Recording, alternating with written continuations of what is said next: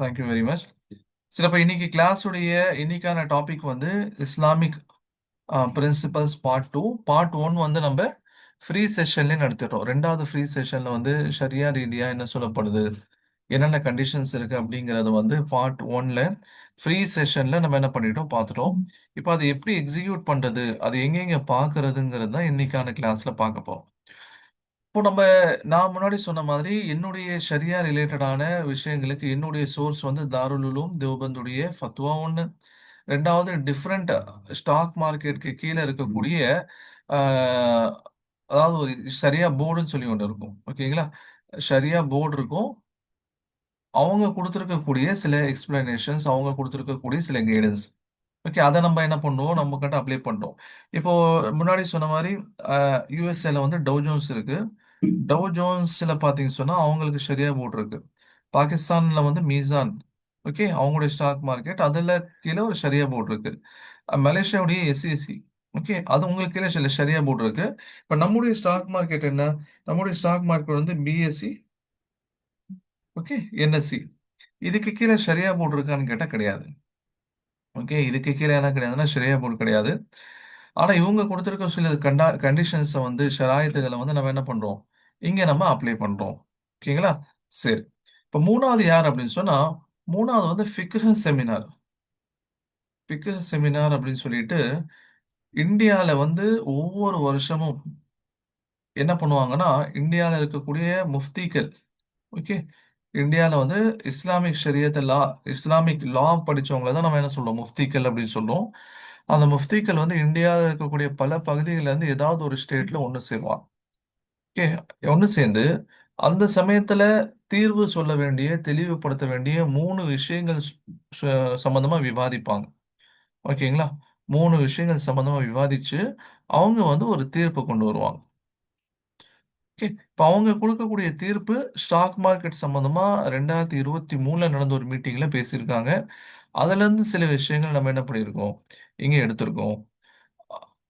இப்போ தமிழ்நாட்டில் எப்போ நடந்துச்சு? 2009ல் நடந்துச்சு. இந்த ஃபிகர் செமினார் தமிழ்நாட்டில் 2009ல் நடந்துச்சு. அதுக்கப்புறம் 2023ல் நடந்துச்சு. 2009ல் வந்து மதுரை மதுரை டிஸ்ட்ரிக்ட்ல நடந்துச்சு. ஓகே, 2023ல் வந்து கரூர் டிஸ்ட்ரிக்ட்ல நடந்துச்சு. ஓகேங்களா? இது மாதிரி ஒவ்வொரு ஸ்டேட்லயும் நடக்கும். இப்போ கரூர் டிஸ்ட்ரிக்ட்ல நடந்த அந்த ஃபிகர் செமினார்ல மூன்று விஷயங்களை பத்தி விவாதிச்சாங்க. அதுல வந்து ஹலாலான வியாபாரம் அப்படிங்கிற ஒரு தலைப்பிலையும் விசாரிச்சாங்க. அதாவது அந்த ரிசர்ச் நடந்தது. அதுல அவங்க ஃபைனலா வந்து ஒரு அவுட்புட் கொடுத்தாங்க. அந்த அவுட்புட் உடைய காப்பி நான் உங்களுக்கு அனுப்பிச்சுடுறேன், அதையும் நீங்க படிச்சு பாருங்க. அதுல வந்து ஸ்டாக் மார்க்கெட் சம்பந்தமாவும் என்ன பண்ணியிருக்காங்க, பேசியிருக்காங்க. சரிங்களா? ஓகே. இப்போ இது மூணாவது. நாலாவது என்னன்னு சொன்னா, என்னுடைய கைடு ஒருத்தர் இருக்காரு, என்னுடைய மென்டார் இருக்காங்க. என்னுடைய மென்டார் முஃப்தி சாப் வந்து ஒருத்தங்க திண்டுக்கல்ல யூசுஃபியா அப்படின்னு ஒரு மதரசா இருக்கு. அதுல வந்து உஸ்தாதா இருக்காங்க. ஓகே, இப்போ இவங்க ஏன் என்னுடைய மென்டாரா வச்சிருக்கேன் அப்படின்னா, இவங்க தான் ஸ்டாக் மார்க்கெட் சம்பந்தமா ஒரு 20 வருஷமா ரிசர்ச் பண்ணிட்டு இருக்காங்க. ஓகே, 20 வருஷமா அது சம்பந்தமான விஷயங்கள் சரியா அதை தொடர்படுத்தி அதை விவாதிச்சுட்டு இருக்காங்க. அதனால அவங்கள என்னுடைய மென்டார். ஒவ்வொரு பேட்ச் முடியும் போது கூட சில சமயங்கள்ல ஒவ்வொரு பேட்ச்ல சில ஸ்டூடெண்ட்ஸ் கேட்குற கேள்விக்கு என்னால் பதில் சொல்ல முடியாது. இட் மீன்ஸ் எனக்கு அதுக்கு சரியான எக்ஸ்பிளனேஷன் தெரிஞ்சிருக்காது. அப்ப நான் என்ன பண்ணுவேன், அந்த கொஸ்டின்ஸ்லாம் வந்து அக்யூமுலேட் பண்ணி கடைசியில் அந்த பேட்ச் முடிஞ்சதுக்கப்புறம் அவங்க நேரில் போய் பார்த்து அவங்ககிட்ட எக்ஸ்பிளனேஷன் கேட்டுட்டு அவங்களுக்கு ரிப்ளை பண்ணுவேன். ஓகேங்களா? இப்போ இந்த நாலு தான் என்னுடைய இஸ்லாமிக் ரிலேட்டடான சோர்ஸ். இதில் வந்து இப்போ இந்த டிஃப்ரெண்ட் ஷரியா போர்டு கொடுத்துருக்கக்கூடிய சில விஷயங்களை தான் நம்ம என்ன பண்ண போகிறோம், நம்ம இங்கே விவாதிக்க போகிறோம். அடுத்தடுத்து என்னென்ன சொல்ல வராங்க அப்படிங்கிறது தான் இங்கே நம்ம விவாதிக்க போகிறோம். ஃபைனலாக வந்து அவங்க என்ன சொல்கிறாங்க, 3 பாயிண்ட் முக்கியமாக சொல்லுவாங்க. அந்த 3 பாயிண்ட்டை நம்ம வந்து எப்படி கண்டுபிடிக்கிறது அப்படிங்கிறத நம்ம பார்ப்போம். சரி, இப்போ அந்த அவங்க கொடுத்துருக்கக்கூடிய ஒரு ரிசர்ச் பேப்பர் இருக்கு. அதுவும் நான் உங்களுக்கு வாட்ஸ்அப்பில் அனுப்பிச்சு வைக்கிறேன். அந்த ரிசர்ச் பேப்பர்ல இருந்து முக்கியமான சில பாயிண்ட்ஸை மட்டும் நான் எடுத்து இங்கே ஹைலைட் பண்ணி கொடுத்துருக்கேன். ஓகே, இப்போ நீங்களும் அதை படிச்சு பாருங்க. உங்களுக்கும் சில விஷயங்கள் அதுல இருந்து புரிய வரலாம். ஓகே, எனக்கு புரியாத சில விஷயங்களும் உங்களுக்கு புரியும். ஓகே, சரி. ஷரியா கம்பெயின்ட் ஈக்விட்டி இன்வெஸ்ட்மெண்ட் இங்கிலீஷ்ல இருக்கும், நான் தமிழ்ல எக்ஸ்பிளைன் பண்றேன். And assessment of current screening norms. The preferred Islamic investment format is equity. ஓகேங்களா? இஸ்லாத்துல வந்து ஒரு முன்னுரிமை கொடுக்கப்பட்டுள்ள வியாபார நடைமுறை அப்படிங்கிறது கூட்டு பங்குகளா சேர்றது தான். Okay. However, equity comes along with ownership. நீங்க வந்து ஒரு பங்குதாரரா சேர்றீங்க அப்படின்னா, கிட்டத்தட்ட லிட்ரலி நீங்க அந்த நிறுவனத்துடைய ஓனராக மாறுறீங்க அப்படின்னு அர்த்தம். Okay. Hence, Islamic investors have to ensure that the selected company's activities and structuring are not repugnant to Sharia norms.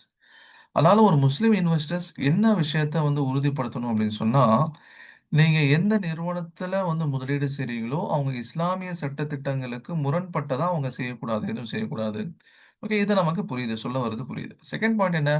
ஷரியா scholars have carried a minimum compliance criteria which, while excluding companies in gross violation, yet provide investors a reasonably wide choice of Sharia compliant equities. Okay, இஸ்லாமிய ஸ்காலர்ஸ்னா இஸ்லாமிய அறிஞர்கள் சில minimum criteria வச்சிருக்காங்க. Okay, அதை pass பண்ணணும். அதை முழுசா violate பண்ணக்கூடிய நிறுவனங்கள் நம்ம இன்வெஸ்ட் பண்றதுக்கு தகுதி இல்லை அப்படின்ட்டு போனாலுமே கூட நிறைய நிறுவனங்கள் நம்ம முதலீடு செய்வதற்கு தகுதியான நிறுவனங்களும் இருக்கு. ஓகே, சரி. ஃபார் ஒன், மூணாவது பாயிண்ட் என்ன? For one, the general prevalence of conventional banking operation makes it inevitable that, but for a minuscule percentage, all businesses have to transact with banks in some way or other end. Okay, அதாவது நம்ம conventional banking systems இருக்கா இல்லையா, it means நம்ம நார்மலாக பயன்படுத்தக்கூடிய banking systems, இது அசல்ல வந்து பார்த்தீங்கன்னா ஷரியாவுடைய முறைப்படி, ஷரியாவுடைய சட்டத்தின்படி நம்ம பேங்க்ல வந்து டிரான்சாக்ஷன்ஸ் எதுவும் வச்சுக்க கூடாது. ஓகே, ஏன்? ஏன்னா அவங்க வந்து வட்டி மூலியமா சம்பாதிக்கக்கூடிய நிறுவனங்கள். இப்ப பேங்க்குடைய மேஜர் இன்கம் என்ன? வட்டி தானே. பேங்க்குக்கு வட்டி தானே. வேற ஏதாவது அவங்க மூட்டை தூக்கி சம்பாதிக்கிறாங்களா? இல்ல வேற ஏதாவது பண்றாங்களான்னு கேட்டா கிடையாது. மேஜரா அவங்களுடைய இன்கம் இன்னைக்கு வந்து மத்த மத்த விஷயங்கள் வர ஆரம்பிச்சிருச்சு. ஃபார் எக்ஸாம்பிள் இன்னைக்கு வந்து இன்சூரன்ஸ் ப்ராடக்ட்டை விற்கிறாங்க. அதே மாதிரி வந்து ஸ்டாக் புரோக்கராகவும் அவங்க வந்து ஒர்க் பண்றாங்க. இதெல்லாம் அவங்க பண்ணிட்டு தான் இருக்காங்க. பட் மேஜரா அவங்களுடைய இன்கம் அப்படிங்கிறது இன்ட்ரெஸ்ட்ல இருந்து வருது. ஒரு இன்ட்ரெஸ்ட் வாங்கக்கூடிய, வட்டி வாங்கக்கூடிய நிறுவனத்துடன் நம்ம எந்த தொடர்பும் வச்சுக்கொள்ள கூடாது. ஆனா, இன்னைக்கு பார்த்தீங்கன்னு சொன்னா, all businesses have to transact with banks in some way or other. இன்னைக்கு எல்லா நிறுவனங்களும் ஏதோ ஒரு வகையில பேங்கோட டைப் பண்ணி தான் ஆகணும். கரெக்ட்டுங்களா? நிறுவனங்கள் விடுங்க. தனிநபர்கள் கூட இன்னைக்கு பேங்கோட இது ஏதாவது டைப் பண்ணி தான் ஆகணும். ஏன்னு சொன்னா, இன்னைக்கு நீங்க வந்து ஹஜ்ஜுக்கு போணும் அப்படின்னா கூட பேங்க்ல தான் கொண்டு போய் பணம் கட்டணும். உம்ராக்கு போணும்னாலும் பேங்க் மூலியமா தான் பணம் கட்டணும். உங்களுக்கு கவர்மெண்ட் வந்து ஒரு ஸ்காலர்ஷிப் குடுக்குது அப்படின்னாலும் இந்த பேங்க் மூலியமா தான் குடுக்குறாங்க. அப்ப இன்னைக்கு பேங்க் அப்படிங்கிறது இன்னெவிட்டபிள், தவிர்க்க முடியாத ஒன்றாக ஆயிடுச்சு. ஓகே. அதனால to some extent at least rely on interest based finance. இன்னைக்கு எப்படி இருந்தாலும் பேங்கோட டிரான்சாக்ஷன் இல்லாம எதுவும் பண்ண முடியாது. ஓகே. இது எங்கன்னு சொல்ல வராங்க? எப்படி இன்னைக்கு வந்து நிறுவனங்கள்லாம் பேங்க் உடைய தொடர்பு இல்லாம எதுவுமே பண்ண முடியாது அப்படிங்கிறது ஆயிடுச்சு. ஓகே. அதாவது நம்ம ஆக்சுவலி பேங்க்ஸோட நம்ம டை அப் பண்ணக்கூடாது, தொடர்பு தொடர்பு வைக்கக்கூடாது. ஆனா இன்னைக்கு பேங்க்ஸ் இருக்கக்கூடிய இன்னைக்கு அ இருக்கக்கூடிய கண்டிஷன்ஸ்ல கவர்மெண்ட் உடைய அவங்க உருவாக்கி வச்சிருக்கக்கூடிய நார்ம்ஸ் படி பார்த்தீங்கன்னா, இன்னைக்கு எல்லாரும் பேங்கோட தொடர்பு வச்சு தான் ஆகணும். எல்லாரும் somehow some way are the other interest based ஃபினான்ஸ்ல தொடர்பு படுத்தி தான் ஆகணும். Secondly, portfolio investment in equities on the stock market is a convenient and often the main investment avenue open to ordinary Muslim investors. இன்னொன்னு பார்த்தீங்கன்னு சொன்னா, நமக்கு இந்த ஸ்டாக் மார்க்கெட்ல இன்வெஸ்ட் பண்ணக்கூடிய இந்த ஆப்ஷன் இருக்கு பார்த்தீங்களா? இதுதான் வந்து ஒரு ஆர்டினரி முஸ்லிம்க்கு இருக்கக்கூடிய ஒரு ரிலையபிளான investment option. And it is also close to ideal Islamic profit and loss sharing paradigm for financing. அது மட்டும் இல்ல, ஸ்டாக் மார்க்கெட்டை பொறுத்த வரைக்கும் அவங்க என்ன நடக்குதாங்க? அவங்க வந்து அதாவது அந்த ப்ராஃபிட் ஷேரிங், இஸ்லாம்ல வந்து முன்னுரிமை கொடுக்கப்பட்ட ஒரு இன்வெஸ்ட்மெண்ட் ஆப்ஷனுங்கிறது ப்ராஃபிட் ஷேரிங் அல்லது லாஸ் ஷேரிங். அதாவது லாபம் வந்தா லாபத்தை கொடுத்துக்கணும், நட்டம் வந்தா நட்டத்தை பங்கு பங்கு போட்டுக்கணும். இப்போ ஸ்டாக் மார்க்கெட் நடக்குதுல்ல, ஒரு நிறுவனம் நல்ல விதமா நடக்குது, நல்லா பெர்ஃபார்ம் பண்றாங்க, நல்ல பேர் வாங்குறாங்கன்னா அவங்களுடைய ஸ்டாக் வேல்யூ ஏறும். அவங்களுக்கு லாஸ் ஆயிருச்சு, இல்ல அவங்க வந்து ஏதாவது அவங்களுடைய பிசினஸ்ல வந்து பிரச்சனை வந்துச்சுன்னா வேல்யூ இறங்கும். ஓகே. அப்ப ஏறுனா நமக்கு லாபம் கிடைக்கும், இறங்குனா நட்டம் கிடைக்கும். இதுதான் இஸ்லாமிய பிசினஸ் உடைய ஐடியல் கான்செப்ட். அது வந்து இங்க இருக்குது. சரி. Hence the consensus is now veering towards accepting a degree of compromise in the definition of sharia compliant businesses. அதனால சில காம்ப்ரமைஸ் பண்ணி அதை வந்து அக்செப்ட் பண்ணி இது வந்து ஷரியா கம்ப்ளைண்ட் பிசினஸஸ் அப்படிங்கறத நம்மளால ஏத்துக்க முடியும். The Sharia boards of various organizations, official regulators, and market intelligence providers have put forth various criteria to define the maximum degree of compromise which could be considered acceptable under the Sharia given the current business scenario. Okay. இப்போ அதனால நிறைய different ஆர்கனைசேஷனுடைய ஷரியா board, okay, இவங்களாம் என்ன பண்றாங்கன்னு சொன்னா ஒரு minimum criteria கொண்டு வந்திருக்காங்க. அதை வந்து அந்த பேஸ் பண்ணி நம்ம சில ஸ்டாக்ஸ் அக்செப்ட் பண்ணலாம் அப்படிங்கிற மாதிரியான அப்படிங்கிற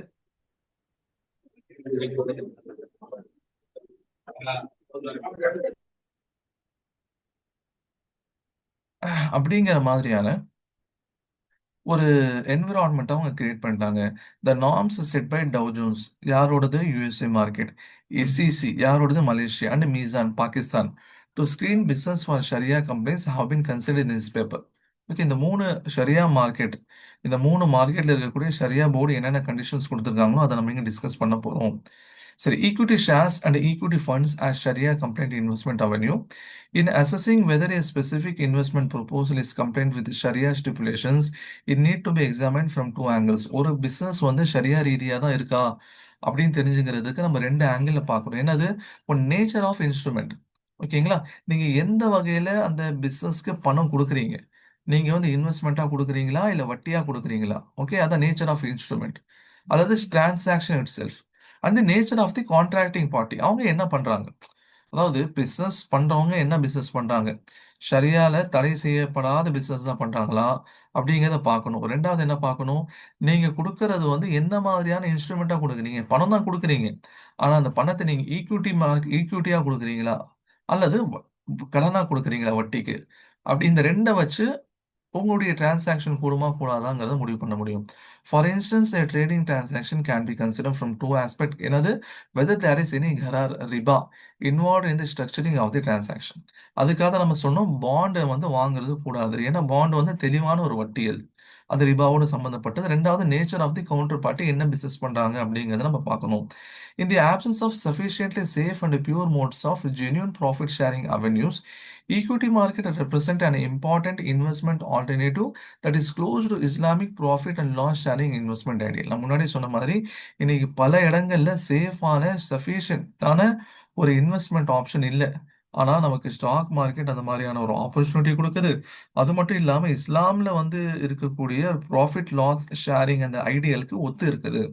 okay. The Sharia recognizes certain commercial activities as impermissible or haram for Muslims. அது நமக்கு தெரியும். சில வியாபாரங்கள் மார்க்கத்தில் தடை செய்யப்பட்டிருக்கு. மதுவுடைய வியாபாரம், பன்றி இறைச்சியுடைய வியாபாரம், வட்டியுடைய வியாபாரம் இதெல்லாம் தடை செய்யப்பட்டிருக்கு. Okay. Hence investment in the shares of any company engage in such haram activities at is main business. அதனால ஒரு நிறுவனத்துடைய மெயின் பிசினஸ் இந்த மாதிரியான ஹராம் ஆக்டிவிட்டியா இருந்துச்சுன்னு சொன்னா இஸ் கிளியர்லி இம்பர்மிசிபிள் அண்டர் தி ஷரியா. அந்த மாதிரியான நிறுவனங்கள்ல முதலீடு செய்யக்கூடாது. இப்போ வந்து உதாரணமா வந்து கிங்ஃபிஷர் இருக்குது, அவங்க வந்து மது உற்பத்தி செய்றாங்க, அதுல முதலீடுகள் செய்யக்கூடாது. ஏன்னா அவங்களோட மெயின் பிசினஸ் மது உற்பத்தி செய்யறது தான். ஓகே. அதனால அந்த மாதிரியான பிசினஸ் இன்வெஸ்ட்மெண்ட் பண்றது impermissible. There would be instances of business firms which are not primarily engaged in haram activity. சில நிறுவனங்கள் இருக்கு பாத்தீங்களா, அதுல வந்து மெயின் பிசினஸ் வந்து ஹராமான ஆக்டிவிட்டியா இருக்காது.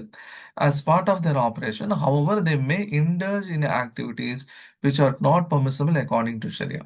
ஆனா அவங்க சில வேலைகள் செய்வாங்க, அது இஸ்லாமிய சட்டதிட்டங்களுக்கு அப்பாற்பட்டது. உதாரணமா பாத்தீங்கன்னா, இப்ப இந்த ஃபிஃப்த் பாயிண்ட்டுக்கு உதாரணம் நம்ம எடுத்துட்டோம்னு சொன்னா ஏர்லைன்ஸ்.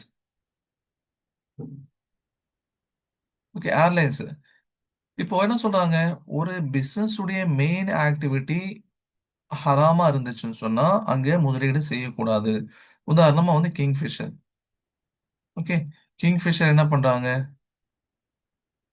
அவங்க வந்து மதுபானங்கள உற்பத்தி செய்றாங்க. அதனால நீங்க இதுல முதலீடு செய்யவே கூடாது. ஆனா, சில சமயங்கள்ல வந்து ஒரு பிசினஸ் உடைய மெயின் ஆக்டிவிட்டி ஹராமா இருக்காது. ஆனா, அதுல அவங்களுக்கு ஹராமான மெயின் ஆக்டிவிட்டி பெர்மிசிபிளா தான் இருக்கும். ஆனா வந்து நான் பெர்மிசிபிள் எலிமெண்ட் அதுக்குள்ள வரும். உதாரணமா அதான் சொன்னேன் ஏர்லைன்ஸ் இண்டஸ்ட்ரி. ஏர்லைன்ஸ் இண்டஸ்ட்ரி அப்படிங்கிறது என்ன? இப்போ அவங்களுடைய மெயின் ஆக்டிவிட்டி என்ன? Transporting passengers as well as cargo. Okay. பேசஞ்சர்ஸையும் கார்கோவும் என்ன பண்ணுவாங்க? ஒரு இடத்துல இருந்து இன்னொரு இடத்துக்கு ட்ரான்ஸ்ஃபர் பண்ணுவாங்க. அதுதான் அவங்களோட மெயின் ஆக்டிவிட்டி. இப்ப நீங்க வந்து அ இந்தியாலருந்து நீங்க வந்து என்ன பண்றீங்க? சவுதிக்கு போறீங்க. இல்ல இந்தியாலருந்து நீங்க ஆஸ்திரேலியா போறீங்க. இந்த மாரி கேரி பண்ணும்போது உங்களுக்கு ஒரு வருமானம் கிடைக்கும். ஆனா, அந்த ஃப்ளைட்டுக்குள்ள என்ன பண்ணுவாங்க அவங்க? பேசஞ்சருக்கு மதுவ என்ன பண்ணுவாங்க? லிக்யூர், ஒயின வந்து சப்ளை பண்ணுவாங்க. கரெக்ட்டுங்களா? ஒரு சில நிறுவனங்கள். இப்ப எல்லாம் இண்டிகோ தண்ணி கூட குடுக்க மாட்டான். அது வேற. ஆனா, இப்ப கத்தார் ஏர்வேஸ் இருக்குது. அதே மாரி வந்து இத்திஹாத் இருக்குது. இது மாரியான நிறுவனங்கள் என்ன பண்ணுவாங்கன்னா, அவங்களோட மெயின் ஆக்டிவிட்டி ஹலால் தான். டிரான்ஸ்போர்டேஷன் ஆஃப் பேசஞ்சர்ஸ்ங்கிறது ஷரியத்துல ஹலால் தான். ஆனா, உள்ள உட்கார்ந்திருக்கக்கூடிய பேசஞ்சர்ஸ்க்கு ஒயின் சப்ளை பண்ணுவாங்க. அது மூலியமா ஒரு வருமானம் கிடைக்குதுல்ல. ஓகே. அதான் சொல்றாங்க. "As part of their operation, however, they may indulge in activities which are not permissible according to Sharia." Okay. ஒரு நிறுவனம் வந்து மெயின் ஆக்டிவிட்டி ஹலாலா இருக்கு. ஆனா நான் பெர்மிசிபிள் எலிமெண்ட் வருது. இப்ப என்ன பண்றது? அப்படிங்கிற ஒரு கேள்வி வருது. ஓகேங்களா? சரி. இதுக்கு என்ன பண்ணணுங்கிற எக்ஸ்பிளனேஷன் பின்னாடி வரும். Alternatively, a firm involved in a permissible activity may have a subsidiary or have an investment in another company which may be involved in non-Sharia compliant business. இப்போ நீங்க என்ன பண்ணீங்க? இந்த 6வது பாயிண்ட்டுக்கான எக்ஸாம்பிள் பார்த்தீங்கன்னா, விப்ரோ. ஓகே. விப்ரோவ பொறுத்தவரைக்கும் என்னது? இவங்களுடைய பிசினஸ்ங்கிறது ஹலால் தான். ஏன்? ஏன்னு இவங்க வந்து பிபிஓ சர்வீஸ் பண்றாங்க. ஓகே. அதே மாரி ஐடி சர்வீஸ், சாஃப்ட்வேர் இதுல தானே இருக்காங்க. ஆனா இவங்க என்ன பண்ணாங்கன்னா, a firm involved in a permissible activity. இவங்களுக்கு ஓகே. ஆனா may have subsidiary or have an investment in another company. ஆனா இவங்க என்ன பண்றாங்கன்னா, HDFC பேங்க்ல இவங்க இன்வெஸ்ட்மென்ட் பண்ணி வச்சிருக்காங்க. இப்ப HDFC பேங்க் அப்படிங்கிறது நம்ம வந்து முதலீடு அங்க செய்யக்கூடாது. ஓகே. ஆனா நம்ம டைரக்ட்டா முதலீடு செய்யல. ஆனா விப்ரோல நம்ம போய் முதலீடு செய்றோம். ஆனா விப்ரோ என்ன பண்ணியிருக்கு? HDFCல முதலீடு செஞ்சு வச்சிருக்கு. இப்ப என்ன பண்றது? விச் மே பி இன்வால்வ்ட் இன் நான் ஷரியா கம்பெனி பிசினஸ். ஓகே. விப்ரோல நம்ம முதலீடு செய்றோம். விப்ரோ நல்ல பிசினஸ் தான் பண்றாங்க. ஆனா விப்ரோ வந்து HDFC பேங்க்ல வந்து என்ன பண்ணியிருக்காங்க? முதலீடு செஞ்சிருக்காங்க. HDFC பேங்க்ல முதலீடு செய்யக்கூடாது. அது ஓகே. இப்போ நம்ம விப்ரோல செய்யலாமா? இல்லையா? இந்த கேள்வியும் வருது. ஓகேங்களா? சரி. இப்ப நான் ஹைலைட் பண்ணி குடுத்திருக்கேன் ரெட்ல. அது ரொம்ப முக்கியமானது அப்படிங்கிறத காமிக்கிறதுக்காக தான். The most conservative ulama do not permit investment in the equity of company which is invested in haram business to any extent. Okay. கொஞ்சமோ நஞ்சமோ பிசினஸ் வந்து நான் பெர்மிசிபிள் அல்லது ஹராம் பிசினஸ்ல ஆக்டிவிட்டில போயிட்டாங்க அப்படின்னாலே, அங்க கொஞ்சமா பண்ணியிருக்காங்களா? அவங்களுடைய மெயின் பிசினஸா? சைடு பிசினஸ் இதெல்லாம் பார்க்கக்கூடாது. மொத்தத்துல அதுல இன்வெஸ்ட்மென்ட்டே பண்ணக்கூடாதுங்கிறான். மொத்தத்துல அதுல இன்வெஸ்ட்மென்ட்டே பண்ணக்கூடாதுங்கிறான். ஓகே. சரி. ஆனா others allow investment in equity of companies which derive a minor part of their income from haram activity. Okay. ஆனா சில உலமாக்கள் என்ன சொல்றாங்க? அவங்களுடைய part of the profit. It means அவங்களுடைய மெயின் பிசினஸ் ஹலால் தான். ஆனா வந்து பார்ட் ஆஃப் தி ப்ராஃபிட் நான் பெர்மிசிபிளா இருந்தா, அந்த பிசினஸ்ல முதலீடு செய்றதுக்கு பெர்மிஷன் உண்டு அப்படிங்கிறாங்க. எட் அதர் உலமா agree to such relaxation only if the same can be justified on grounds of மஸ்லஹா, பப்ளிக் இன்ட்ரெஸ்ட். அந்த மாரி எதுக்காக பெர்மிஷன் குடுத்திருக்காங்க? பப்ளிக் இன்ட்ரெஸ்ட்டுக்காக குடுத்திருக்காங்க. Okay. Yet others makes an exception. சில பேர் என்ன சொல்றாங்க? "If the haram activities are so pervasive in the society as to be a commonly prevalent evil difficult to avoid." இன்னைக்கு என்ன ஆச்சுன்னு சொன்னா, சில நான் ஷரியா எலிமெண்ட் வந்து தவிர்க்க முடியாத விஷயமாயிருச்சு. ஓகே. தவிர்க்க முடியாத விஷயமாயிருச்சு. அதனால இந்த விஷயத்துல நம்ம என்ன பண்ணி ஆகணும்? சில ரிலாக்சேஷன் குடுத்தாகணும். அதுக்கு தான் நான் ஆரம்பத்துல உங்களுக்கு ஒரு எக்ஸாம்பிள் சொன்னேன். என்ன எக்ஸாம்பிள்? பேங்க்ஸ். இப்ப பேங்க்குடைய ஆக்டிவிட்டி. பேங்குடைய தொடர்புகள் நம்ம என்ன பண்ணக்கூடாது? ஆக்சுவலி நம்ம வச்சுக்க கூடாது. ஆனா, இன்னைக்கு என்ன ஆச்சு சொன்னா, டிஃபிகல்ட் டூ அவாய்ட் அப்படிங்கிற ஸ்டேஜ்க்கு வந்துருச்சு. ஓகேங்களா? இதுக்கு தான் என்ன சொல்லுவாங்கன்னா, உமூமுல் பல்வா அப்படின்னு சொல்லுவாங்க.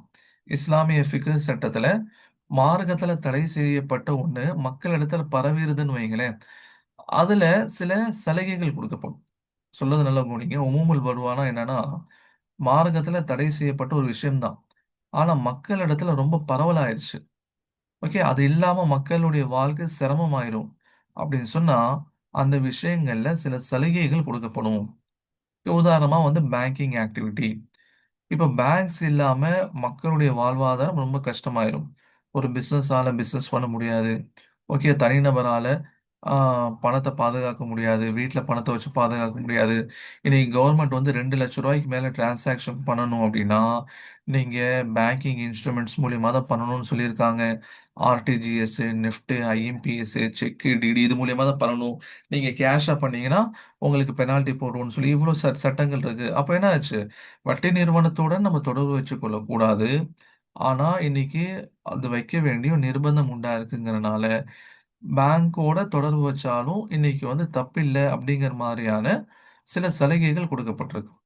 ஆனா, அது எப்படி இருக்கணும்? மக்களுடைய வாழ்வாதாரத்துக்கு முக்கியமா இருக்கணும். வெறும் மக்களிடத்துல பரவிட்டா அதுக்கு பர்மிஷன் அப்படின்னு கிடையாது. அப்போ இசை இருக்குது.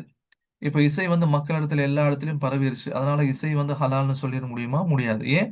ஏன்னா அது வந்து மக்களுடைய வாழ்வுக்காக அத்தியாவசியம் கிடையாது. இசை இருந்தா தான் ஒருத்தரால வாழ முடியும். அதனால அத பர்மிஷன் அப்படின்னு சொல்ல முடியாது. அதே மாரி மக்கள் இன்னைக்கு என்ன பண்ட்டாங்க? புறம் பேச ஆரம்பிச்சுட்டாங்க. ஓகே. மக்கள் என்ன பண்ணாங்க? புறம் பேசுறது மார்க்கத்துல தடை செய்யப்பட்டிருக்கு தானே! இப்ப அந்த புறம் பேசுறது மக்களிடத்துல பரவலாயிருச்சு. பொதுவா சொல்லுவாங்களே 4 பெண்கள் சேர்ந்தாலே என்ன பண்ணுவாங்க? மத்தவங்கள பத்தி குறை பேசிட்டு இருப்பாங்க அப்டின்ட்டு. அதனால மக்களிடத்துல பரவிருச்சு. அதனால வந்து குறை பேசுறது, புறம் பேசுறது கூடுன்னு சொல்ல முடியுமா? முடியாது. ஏன்? ஏன்னா அது மக்களுடைய வாழ்வாதாரத்துக்கு அத்தியாவசியம் கிடையாது. ஓகேங்களா? இப்ப மக்களுடைய வாழ்வாதாரத்துக்கு அத்தியாவசியமான சில விஷயங்கள், தவிர்க்க முடியாமல் போன சில விஷயங்கள் பிசினஸ்ல இருந்தாலும், அதுல சில சலுகைகள் குடுக்கப்படும் அப்படின்னு சொல்லி சொல்றாங்க. ஓகே. சரி. இப்ப 9த் பாயிண்ட் என்ன? An instance of the farmer may be the serving of alcoholic drinks in place of a national carry. நான் முன்னாடி சொன்னேனா இல்லையா? பிசினஸ் அதாவது ஏர்கிராஃப்ட் அவங்களுடைய பிசினஸ் ஹலால் தான். ஆனா, அவங்க உள்ள குடுக்கக்கூடிய அந்த ஆல்கோஹால் ட்ரிங்க் குடுக்குறது அது வந்து தடை செய்யப்பட்டிருக்கு. Whereas earning interest through treasury management is an instances of the later, the principle of maslaha may permit some degree of flexibility and allow investment in equities of companies which debt is below a certain level. அதே மாரி பார்த்தீங்கன்னா, இப்ப நிறுவனங்கள் என்ன பண்றாங்க? வட்டிக்கு கடன் வாங்குறாங்க. அவங்க வட்டி கட்டுறாங்க. அதுவும் தப்பு தான். ஆனா இன்னைக்கு பரவலாயிருச்சு. தவிர்க்க முடியாததாயிருச்சு. இன்னைக்கு அது கூடும். அதே மாரி என்ன பண்றாங்க, நிறுவனங்கள் பேங்க்ல பணம் வச்சிருப்பாங்க. ஓகேங்களா? இப்ப நிறுவனங்கள் வந்து எல்லாமே வந்து அசெட்டா வாங்கி போடுவாங்கன்னு சொல்ல முடியாது. என்ன பண்ணுவாங்க சில சமயங்கள்ல கொஞ்சம் பணம் வச்சிருப்பாங்க. அந்த பணத்துக்கு பேங்க் என்ன பண்ணும், சில சமயங்கள்ல வட்டி குடுக்கும். இப்ப அந்த வட்டி என்ன ஆகும், இந்த நிறுவனத்துடைய வருமானத்துல சேரும். இப்ப நமக்கு இண்டிவிஜுவலா நம்ம பேங்க் அக்கவுண்ட்ல வட்டி வந்தா நம்ம என்ன பண்றோம், எடுத்து அத சதக்கா செஞ்சுர்றோம். ஆனா வந்து இங்க வருதுன்னு சொல்லி வைங்களேன். ஆனா வந்து என்ன ஆகுது? நிறுவனங்களுக்கு வருது. அவங்க வந்து எடுத்து தனியா சதக்காலாம் செய்ய மாட்டாங்க. அவங்களுடைய இன்கமோட அதுவும் சேர்ந்துரும். இப்ப இந்த மாதிரியான சின்ன சின்ன விஷயங்கள் வந்தாலும் பரவால்ல. அந்த நிறுவனத்துல நீங்க முதலீடு செய்யலாம்.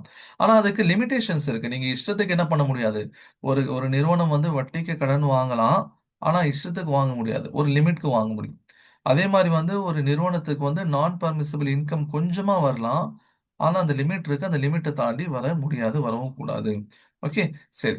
The measure conventionally used to access the level of indebtedness of a company is the debt to equity ratio. ஒரு நிறுவனம் வட்டிக்கு கடன் வாங்கலாம். ஆனா, அதுக்கு சில லிமிட் இருக்கு. அத நம்ம எப்படி வந்து கண்டுபிடிக்கிறது? டெட் டு ஈக்விட்டி ரேஷியோ மூலியமா கண்டுபிடிக்கணும். Okay. While studying the structure of a business from Sharia viewpoint, the three aspects that need to be considered. Okay. 3 விஷயங்கள் நீங்க வந்து என்ன பண்ணணும்? ஷரியா வியூ பாயிண்ட்ல இருந்து பார்க்கும்போது பார்க்கணும். Debt availed by the company. அந்த நிறுவனம் எவ்வளவு கடன் வாங்கியிருக்கு. Interest and other suspect earnings of the company. ஒரு நிறுவனத்துக்கு நான் பெர்மிசிபிள் இன்கம் ஏதாவது இருக்கா? எவ்வளோ இருக்குங்கிறத பார்க்கணும். அடுத்தது extent of cash and receivables with the company. இந்த 3வது பாயிண்ட் தேவையில்லை. கீழயே சொல்றாங்க. However the basic idea of using level of receivables to judge sharia compliance is itself flawed and irrelevant. 3வது தேவையில்ல அப்படின்னு சொல்லி அவங்களே முடிச்சுட்டாங்க. ஓகே. அப்ப முதல் 2 விஷயங்கள பார்க்கணும். ஒரு நிறுவனம் எவ்வளோ கடன் வாங்குது? அவங்களுக்கு வந்து இன்ட்ரெஸ்ட் மாதிரியான சில நான் பெர்மிசிபிள் இன்கம் எவ்வளோ வருது? அப்படிங்கிறத பார்க்கணும். At the same time to ensure that the interest earning of the company do not substantially contribute to its revenue, it is essential to set certain limit to the proportion of interest earning to the total revenue of the company. இப்போ ஒரு நிறுவனத்துக்கு வட்டிக்கு கடன் வாங்கலாம் அப்படிங்கிற மாதிரி அனுமதி கொடுக்கப்பட்டிருந்தாலும் அவங்களுக்கு சப்ஸ்டான்ஷியலி, அதாவது ஒரு பெரிய லெவல்ல அவங்க கடன் வாங்கி தான் செய்றாங்க, வட்டி கடன் வாங்கி தான் செய்றாங்க அப்படின்னா, அந்த மாதிரியான நிறுவனங்கள்ல சில லிமிடேஷன்ஸ் நம்ம வைக்க வேண்டியது இருக்கு. Okay. For this purpose the measure used is interest earned as percentage of total revenue. Various Sharia board fix this percentage at different level, generally between 5 and 15%.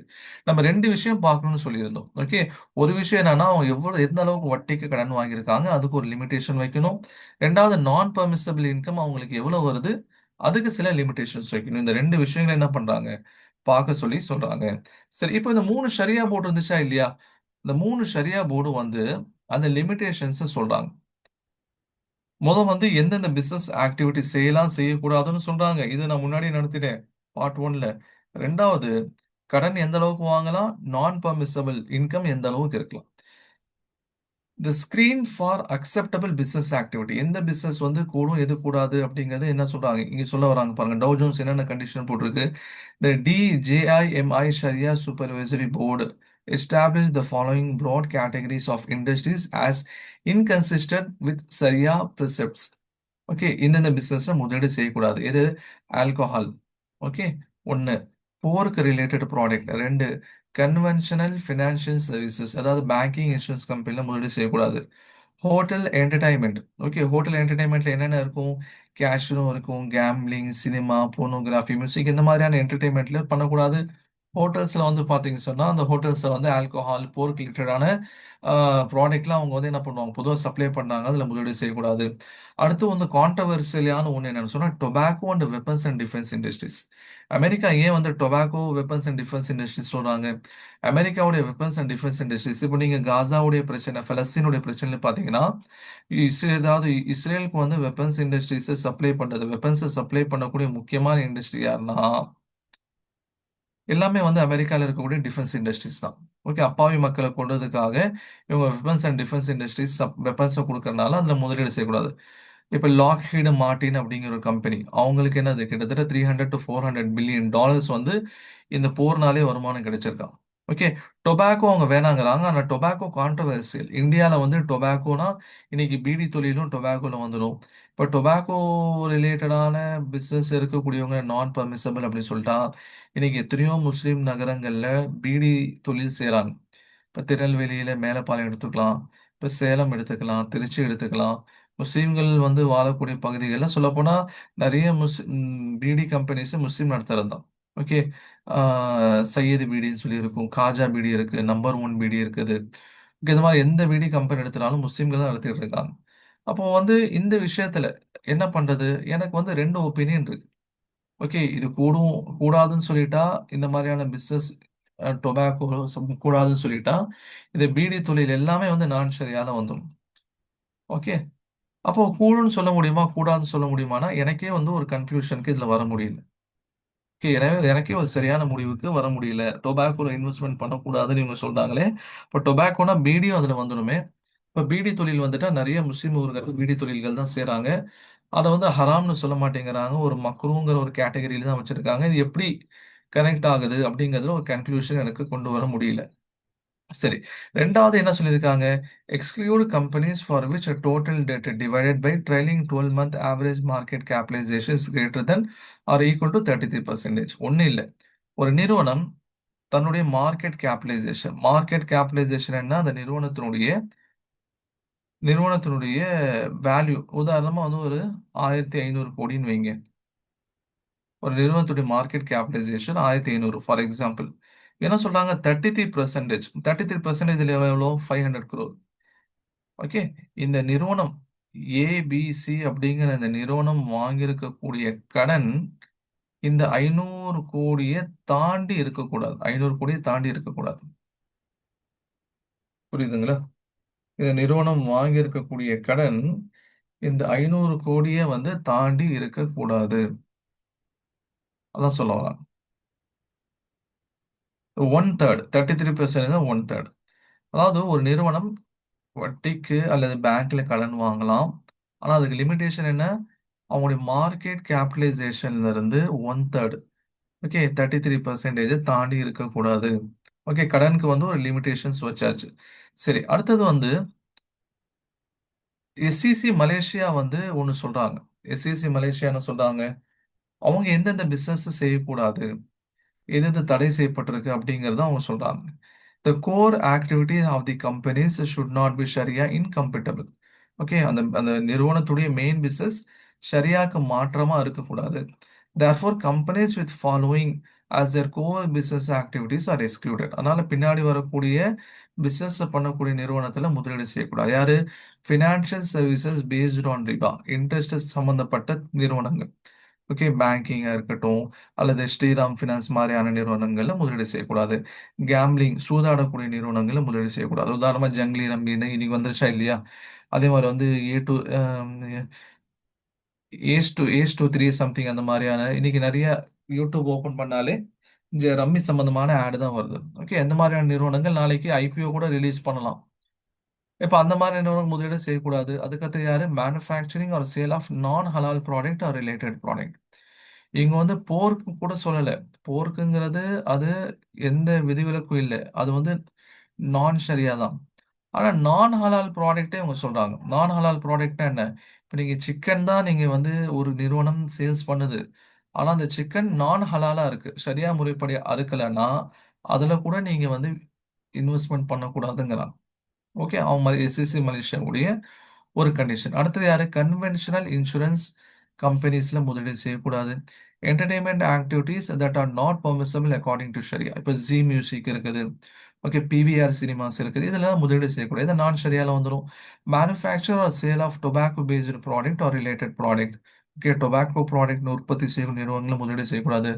Stock broking or share trading in sharia non approved securities and other activities deemed நான் permissible according to sharia.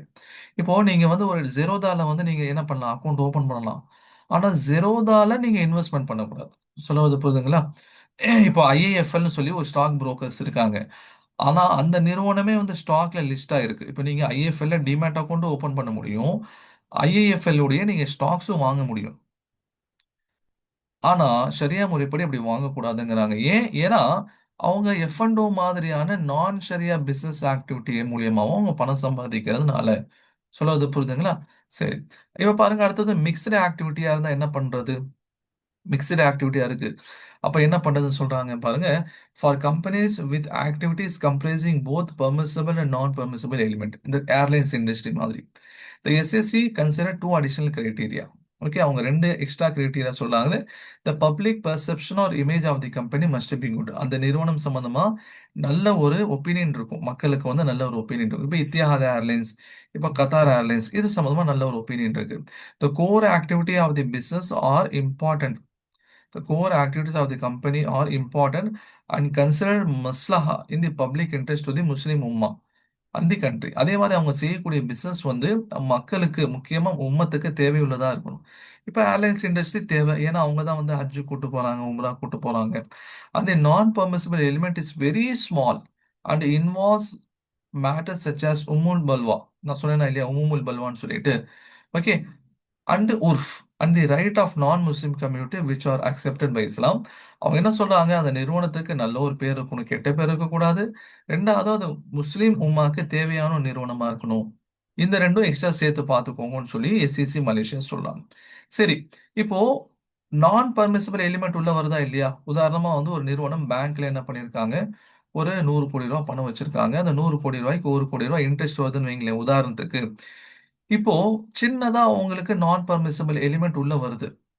இப்போ இந்த element வந்து எவ்வளவு வரைக்கும் இருக்கலாம்? இப்ப கடனை பொறுத்த வரைக்கும் சொல்லிட்டோம் 33% அப்படின்னு சொல்லி சொல்லிட்டோம். ஓகே, 33% வந்து அவனோட மார்க்கெட் கேபிட்டலைசேஷன்ல இருந்து கடன் இவ்வளவுதான் இருக்கணும்னு சொல்லிட்டோம். சரி, நான் பர்மிசிபிள் இன்கம் எவ்வளவு வரைக்கும் இருக்கணும்? இப்போ எஸ்சிசி மலேசியா என்ன சொல்றாங்கன்னா, சில நிறுவனங்களுக்கு 5%, சில நிறுவனங்களுக்கு 10%, சில நிறுவனங்களுக்கு 20%ங்கிறாங்க. நம்ம என்ன பண்ணோம்? இந்த 5% எடுத்துக்கிறோம். ஏன்னா இந்த 5%ங்கிறது இந்த மூணுலயும் வந்துருமா? 10 எடுத்தாலும் அதுல 5 வந்துரும், 20 எடுத்தாலும் 5 வந்துரும். இப்போ 5% நம்ம எடுக்கிறோம். இட் மீன்ஸ் என்னன்னா, ஒரு நிறுவனத்துடைய வருமானம் வந்து ஒரு 1000 கோடி ரூபான்னு வைங்க. ₹1000 கோடி. இப்ப இதுல 5% எவ்வளோ? ₹50 கோடி. ஓகே. அவங்களுக்கு வரக்கூடிய நான் பெர்மிசிபிள் இன்கம். அது வட்டியா இருக்கலாம், அல்லது வேற ஏதாவது நான் பெர்மிசிபிள் எலிமென்ட்டா இருக்கலாம். இந்த 50 கோடிய தாண்டக்கூடாது. ஓகே. இந்த 50 கோடிய தாண்டாத வரைக்கும் இந்த நிறுவனத்துல நீங்க முதலீடு செஞ்சிடலாம். இன் கேஸ் வந்து அது 100 கோடி ஆயிருச்சுன்னு வைங்களேன், இந்த நிறுவனத்துல நீங்க முதலீடு செய்யக்கூடாது. நான் ஒரு செஷன் நடத்திட்டு இருந்தேன். ஒரு காலேஜ்ல ஒரு செஷன் நடத்திட்டு இருக்கும்போது ஒரு பொண்ணு கேட்டுச்சு, "சார், நீங்க வந்து 5% சொல்றீங்க. ஆனா ஹராமான இன்கம் வந்து 5%ஓ, 10%ஓ, 50%ஓ, 1%ஓ கொஞ்சமா இருந்தாலும் அது கூடாது தானே? எப்படி நீங்க கூடும்னு சொல்றீங்கன்னு சொல்லி கேட்டாங்க. நல்ல ஒரு கொஸ்டின் அது. ஆக்சுவலி பார்த்தீங்கன்னா, அந்த நான் பெர்மிசிபிள் இன்கம் வந்து அது 1% இருந்தாலும், 2% இருந்தாலும், 5% 0.5% இருந்தாலும், எதுவா இருந்தாலும் இந்த நான் பெர்மிசிபிள் இன்கம்ங்கிறது நான் பெர்மிசிபிள் இன்கம் தான். அதுல எந்த சந்தேகமும் இல்ல. ஆனா, அந்த நிறுவனத்துல முதலீடு செய்யலாமா? இல்லையாங்கிறது தான் இங்க கொஸ்டின். சொல்ல புரியுதுங்களா? இப்ப இன் கேஸ் வந்து 1000 கோடி அவங்களுடைய வருமானம். அவங்களுடைய நான் பெர்மிசிபிள் இன்கம் வந்து ₹10 கோடி வைங்களேன். இது நம்முடைய கணக்குப்படி லெஸ் தென் 5% 1% தான். ஓகே. இப்ப இந்த 1% வந்து ஹலாலான்னு கேட்டா அப்படிலாம் கிடையாது. இதுவும் ஹராம் தான். ஸ்டில் இட் இஸ் எ நான் பெர்மிசிபிள் தான். ஆனா இந்த நிறுவனத்துல முதலீடு செய்யலாமான்னு கேட்டா செய்யலாம்.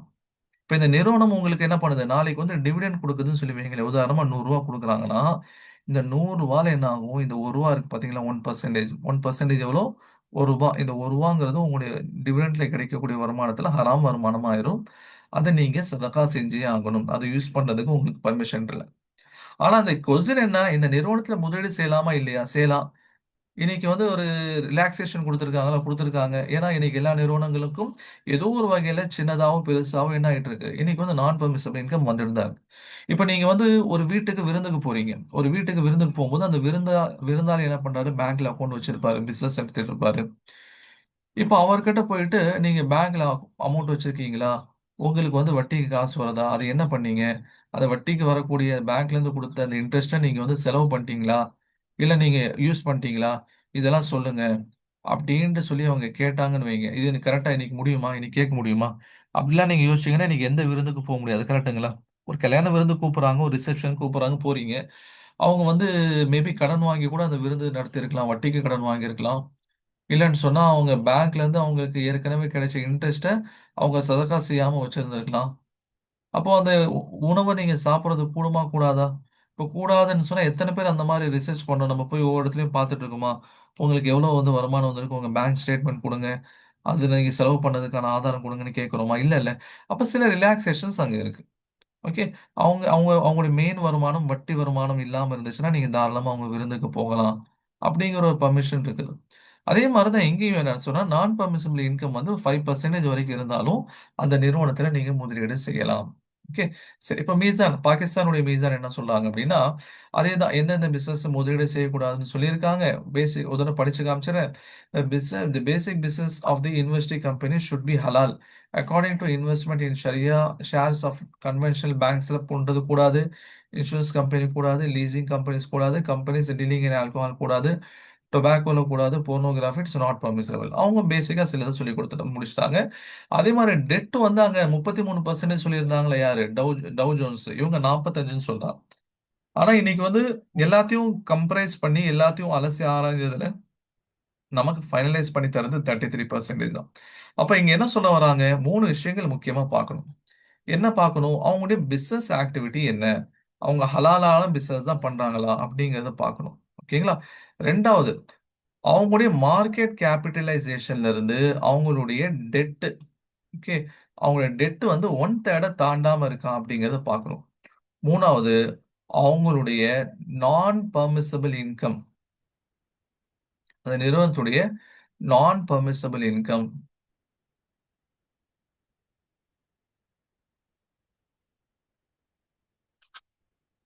நான் பெர்மிசிபிள் இன்கம் அவங்களுடைய மொத்த ரெவென்யூல இருந்து 5%க்கு கீழ இருக்குதா? இதுதான் பார்க்கணும். இந்த 3 விஷயங்கள் தான் நம்ம இப்ப தனியா பார்க்க வேண்டியது. ஓகே. சரி. இதுதான் எங்க பார்க்கணும் அப்படிங்கிறத நம்ம வந்து தெரிஞ்சுக்கணும். இது எங்க பார்க்கிறது? நான் உங்களுக்கு ஸ்கிரீனர் ஆப்ன்னு ஒண்ணு சொல்லியிருப்பேன். நீங்க ஃபண்டமெண்டல் அனாலிசிஸ் பண்ணும்போது, இந்த பி/இ ரேஷியோ, செக்டாருடைய பி/இ ரேஷியோவும், அந்த நிறுவனத்துடைய பி ரேஷியோ கம்பேர் பண்றதுக்கு என்ன பண்ணியிருப்பீங்க? நீங்க வந்து பார்த்திருப்பீங்க. ஓகே. அதே மாரி வந்து ஆர்ஓசி, செக்டாருடைய ஆர்ஓசி என்ன, கம்பெனியுடைய ஆர்ஓசி என்ன இதெல்லாம் பார்த்திருப்பீங்க. இப்போ இந்த ஆர்ஓசி, பி ரேஷியோ பார்த்த அந்த நிறுவனம் இருக்கா இல்லையா? அந்த சாரி ஆப் இருக்கா இல்லையா? அந்த ஆப்ல தான் நீங்க என்ன பண்ணுவீங்க அப்படின்னு சொன்னா, இந்த 3 கண்டிஷனையும் நீங்க பார்ப்பீங்க. எப்படி பார்க்கிறது? நான் அதுதான் இப்ப சொல்லி தரப் போறேன். ஹேங் ஆயி வேற நின்னுக்குது.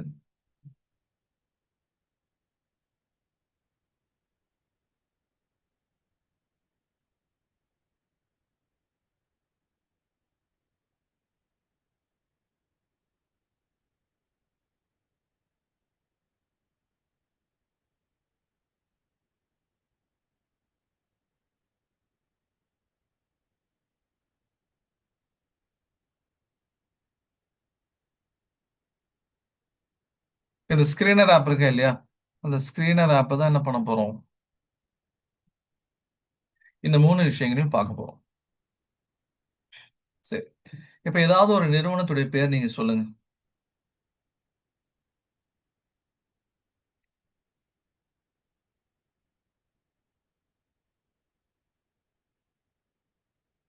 ஏதாவது ஒரு நிறுவனத்துடைய பேர் நீங்க சொல்லுங்க. அத நம்ம இங்க ரிசர்ச் பண்ணலாம்.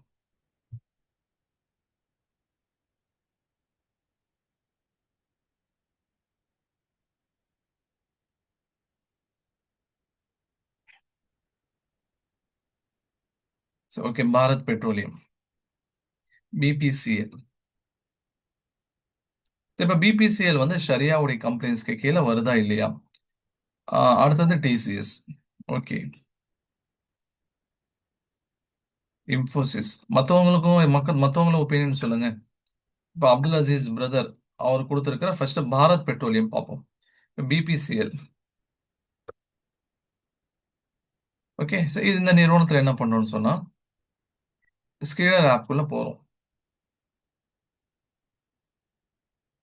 மத்தவங்களுக்கு எதுவும் ஒப்பீனியனே இல்லையா நிறுவனங்கள்? மத்தவங்க எதுவும் சொல்லல? சரி. இப்ப என்ன பண்ணோம்னா, இங்க அபௌட்ன்னு சொல்லியிருக்கா? இந்த அபௌட்க்கு கீழ வந்து ரீட் மோர்ன்னு சொல்லியிருக்கும். அந்த ரீட் மோர கிளிக் பண்ணுங்க. சில சமயங்கள்ல வந்து லாகின் பண்ண சொல்லி கேட்கும். லாகின் பண்ணாலும் தப்பில்ல. லாகின் பண்ணிட்டு உள்ள போங்க. சரி. ஏன்னா இங்க பாருங்க, இவங்கள பத்தியான ஒரு ஓவர்வியூ குடுத்திருப்பாங்க. Bharat petroleum corporation is a public sector company which is engaged in the business of refining of crude oil and the marketing of petroleum product. இது ஷரியாவுடைய கம்ப்ளைண்ட்ஸ் கீழ வருதானே. பெட்ரோலியம் உற்பத்தி செய்றதும், ரிஃபைன் பண்றதும், விக்கிறதும் ஷரியாவுக்கு மாற்றம் கிடையாது. ஓகே. சரி. இவங்க சம்பந்தமா என்ன பேசிக் டீடைல்ஸ் தெரிஞ்சுக்கணும். கீழ குடுத்திருப்பாங்க. ரிஃபைனரி கெப்பாசிட்டி எவ்வளோ? இவ்வளோ இவங்களுடைய கெப்பாசிட்டி. எங்க? மும்பை, கொச்சியில இருக்காங்க. பினா மத்திய பிரதேஷ்ல இருக்காங்க. இவங்க எக்ஸ்பேன்ஷன் பண்ணிட்டு இருக்குது. ரெவென்யூ பிரேக்கப் இவங்களுக்கு எவ்வளவு கிடைக்குது? ஹை ஸ்பீடு டீசல் அதுல 52%, மோட்டார் ஸ்பிரிட்ல வந்து 23%, எல்பிஜில வந்து 13%. அடுத்து பார்த்தீங்கன்னா ரீட்டைல், அதே மாதிரி LPG, industrial, commercial, aviation, lubricant, gas, exploration activity. Okay. Listed joint ventures. Joint வெஞ்சர்ஸ்னா என்ன? இவங்க தனியா இல்லாம சில நிறுவனத்தோட டை அப் பண்ணியிருப்பாங்க. ஓகே. அது பார்த்தீங்கன்னா பெட்ரோநெட் எல்என்ஜி லிமிடெட். அதே மாதிரி வந்து இந்திரபிரஸ்தா கேஸ் லிமிடெட். அமால்கமேஷன் அப்படின்னு சொன்னா எந்தெந்த நிறுவனங்கள் சேர்ந்து செய்யுது. ஓகே. அடுத்தது வந்து privatisation of the company, sale of stakes in Numaligarh facility. இவங்க சம்பந்தம் பேசிக் டீல்ஸ். அப்ப இதுல எதுவும் சரியாக மாற்றமா இருக்க மாதிரி நமக்கு தெரியல. ஓகே. இப்ப ஃபர்ஸ்ட் கிரைட்டேரியா முடிஞ்சு. செகண்ட் கிரைட்டேரியா என்ன? இவங்களுடைய கடன் மார்க்கெட் கேபிட்டலைசேஷன்ல இருந்து ஒன் தேர்டுக்கு கீழே இருக்கணும். இப்போ உங்களுடைய மார்க்கெட் கேபிட்டலைசேஷன் என்ன இங்க கொடுத்துருக்காங்க பாருங்க. 1,44,429 crore. ஓகேங்களா? 1,44,429 crore. இப்போ இதனுடைய ஒன் தேர்ட் எவ்வளவு வரும் தோராயமா? தோராயமா பாத்தீங்க அப்படின்னு சொன்னா கிட்டத்தட்ட இவங்களுடைய ஒன் தேர்ட் வந்து ஒரு 28,000 கோடி வரும். ஓகே. தோராயமா நான் சொல்றேன். ஒரு 28,000 கோடி. 28,000 சாரி 48,000 கோடி. இவங்களுடைய ஒன் தேர்ட் எவ்வளவு வரும்? 48,000 கோடி இவங்களுடைய மார்க்கெட் கேபிட்டலைசேஷன்ல இருந்து. சரிங்களா? சரி. இப்போ இவங்களுடைய கடனை எங்க போய் பார்க்கறது? இந்த பேலன்ஸ் ஷீட்னு சொல்லியிருக்கா? இங்க போனீங்கன்னா இன்னொரு விஷயம் நீங்க ஞாபகம் வச்சுக்கணும். இன்னொரு பாயிண்ட் நான் சொல்ல மறந்துட்டேன். இப்போ வந்து இவங்களுடைய மார்க்கெட் கேபிட்டலைசேஷன்ல இருந்து இவங்களுடைய கடன் ஒன் தேர்டுக்கு கீழே இருக்கும்னு சொன்னாங்களா இல்லையா? இப்போ கடன்னா எந்த வருஷத்துடைய கடன்? இப்போ 2025 உடைய கடனா? ஓகே. இல்ல 2024 உடைய கடனா? எந்த கடன்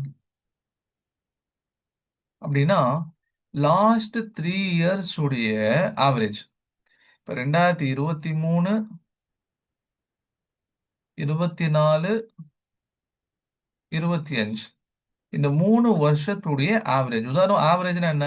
இப்போ 2023ல ஒரு நிறுவனம், ஒரு ஏபிசி அப்படிங்கிற நிறுவனம் உதாரணத்துக்கு.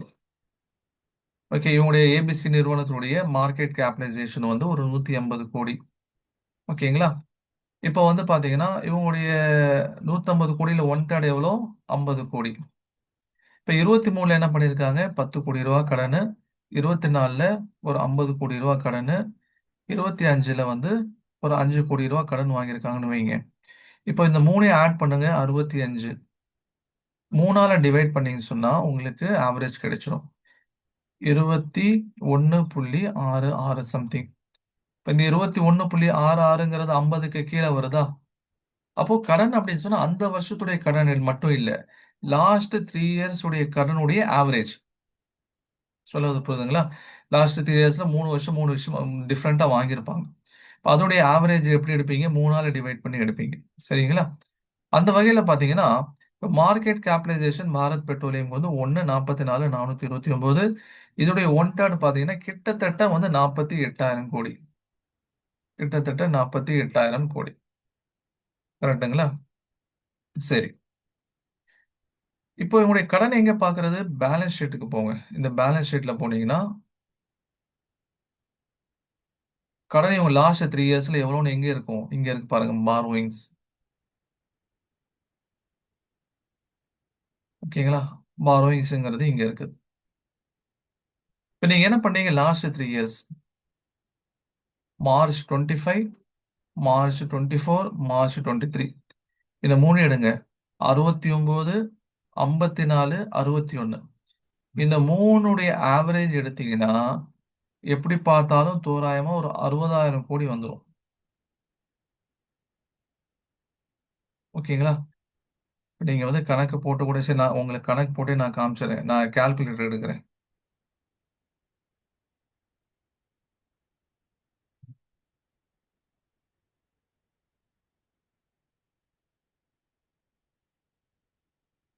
கால்குலேட்டர்.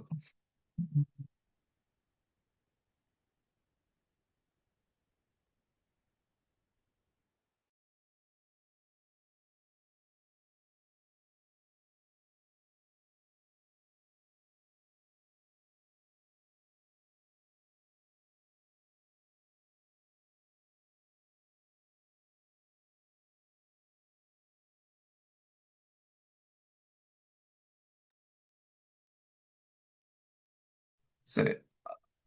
அதான் நம்ம வந்து அது எப்படிங்கிறத கால்குலேட் பண்ணி இங்க காமிச்சிடலாம் எல்லாத்துக்கும் ஒரு தடவை. போய் கால்குலேட்டர் என்ன பண்றோம் எடுத்துடும். ஓகே. இப்போ 23ல எவ்வளோ? 63, 376 பிளஸ் அடுத்தது 54, 599 பிளஸ் 61, 101 பிளஸ் நாங்க இது இருங்க ஒரு நிமிஷம். 69, 376 பிளஸ் சாரி பிளஸ் இங்க இருக்க பிளஸ் அடுத்தது 54, 599 பிளஸ் 61, 101 பிளஸ். ஓகேவா? இது டிவைடட் அடுத்தது டிவைடட் பை 3. 61,000 கோடி. இப்ப நம்முடைய மார்க்கெட் கேபிடலைசேஷன் எவ்வளவு சொன்னோம்? ஒன் தேர்டு 48,000 crore சொன்னோமா? அது தாண்டிடுச்சா? அப்ப இது என்ன ஆயிரும்? ஷரியா இதுல அடி வாங்கிரும். இப்ப ஷரியா இதுல இது அடி வாங்கிருச்சுங்கிறது நம்ம முடிவு பண்ணிட்டோம். ஏதாவது கிராஸ் வெரிஃபிகேஷன் பண்றதுக்கு வாய்ப்பு இருக்கா சார் அப்படின்னா, என்கிட்ட இஸ்லாமிக்லி ஆப்னு ஒன்று இருக்கு. நான் பொதுவா ஸ்டூடெண்ட்ஸ்க்கு என்ன பண்ணுவேன்னா, இங்க ரிசர்ச் பண்ணிட்டு அந்த ஆப்ல போயிட்டு கிராஸ் வெரிஃபிகேஷன் பண்ணுவேன். இப்போ இஸ்லாமிக்ல ஆப் வந்து ஒரு பேட்ச்ல ஒரு ஸ்டூடெண்ட் வந்து எனக்கு ஃப்ரீயா இருக்கு சார், நீங்க அக்சஸ் பண்ணிக்கோங்க, நான் பணம் கட்டியிருக்கேன்னு சொல்லியிருக்காரு. இப்போ நீங்க அதை வந்து இயர்லி சப்ஸ்கிரிப்ஷன் பண்ணணும்னு சொன்னா 4000 ரூபி பெர் இயர். ஓகே.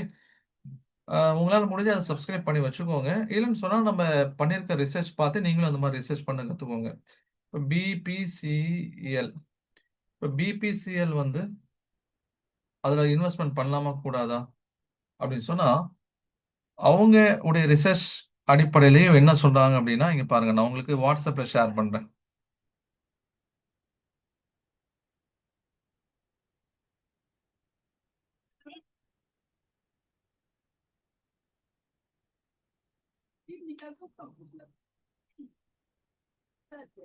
நான் குரூப்ல ஷேர் பண்றேன் பாருங்க. வாட்ஸ்அப்ல பாருங்க.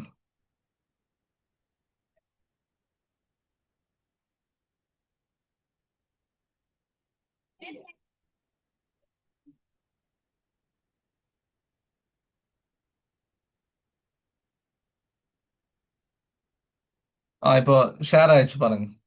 இப்போ பிபிசிஎல் நம்ம ரிசர்ச் படியே என்ன பண்ணிட்டோம், நான் சரியால வந்துட்டோம்னு முடிவு பண்ணிட்டோமா செகண்ட் பாயிண்ட்ல.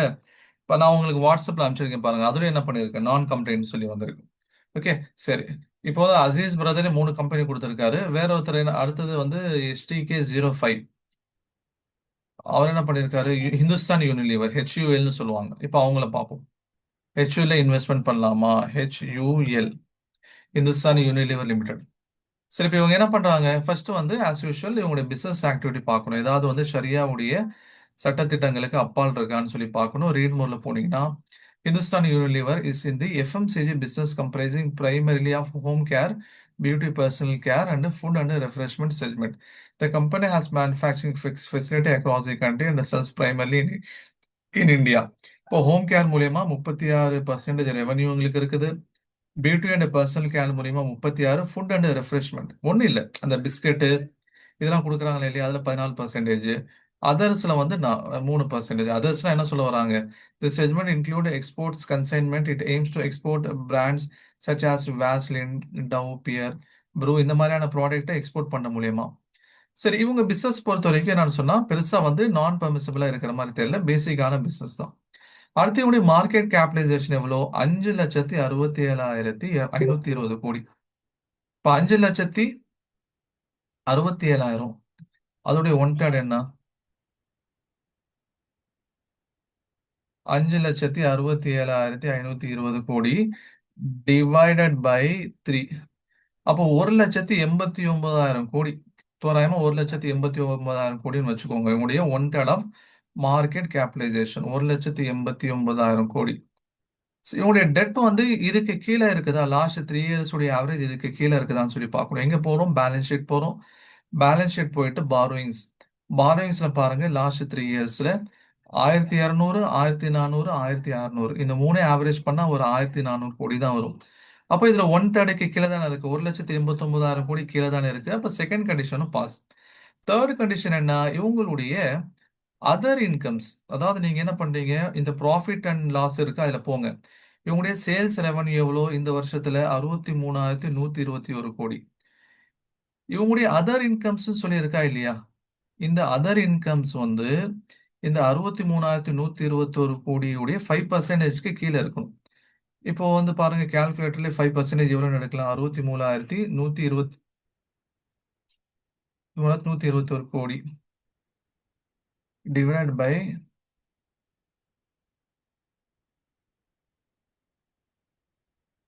Into 5 divide by 100.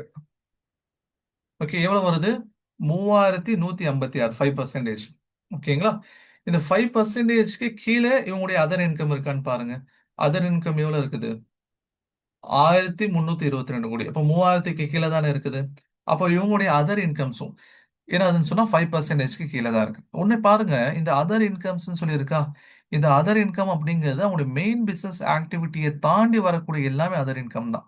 உதாரணமா வந்து பேங்க்ல இருந்து கிடைக்கக்கூடிய வட்டி, இல்ல திடீர்னு இவங்களுடைய பில்டிங் மாத்திட்டாங்க, அந்த பழைய பில்டிங்கை வாடகை கொடுத்துருக்காங்க, அதுல இருந்து கிடைக்கக்கூடிய வாடகை, கவர்மெண்ட் என்ன பண்ணுது, ஏதோ ஒரு வகையில் இவங்களுக்கு இது கொடுக்குறாங்க, ஒரு மானியம் மாதிரி கொடுக்குறாங்கன்னு வைங்களேன், உதாரணத்துக்கு. அது நிறைய அதர் இன்கம்ல வரும். இது எல்லாமே நான் சரியான்னு சொல்ல முடியாது. இப்போ பேங்க்ல இருந்து கிடைக்கக்கூடிய வட்டி வந்து நான்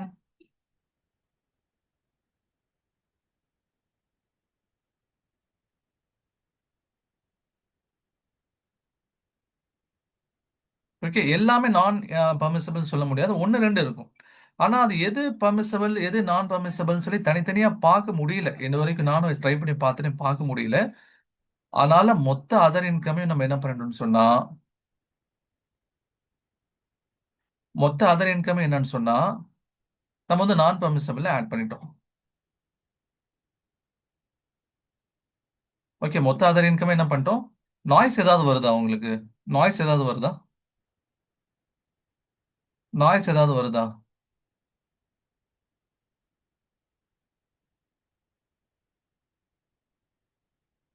நோ. ஓகே. இப்போ இந்த தனித்தனியா நம்மளால எதுல இருந்து எவ்வளவு வருதுன்னு பார்க்க முடியாதனால மொத்த அதர் இன்கமையும் நம்ம நான் பர்மிசபிள் இப்போதைக்கு ஆட் பண்ணி வச்சிருக்கோம்.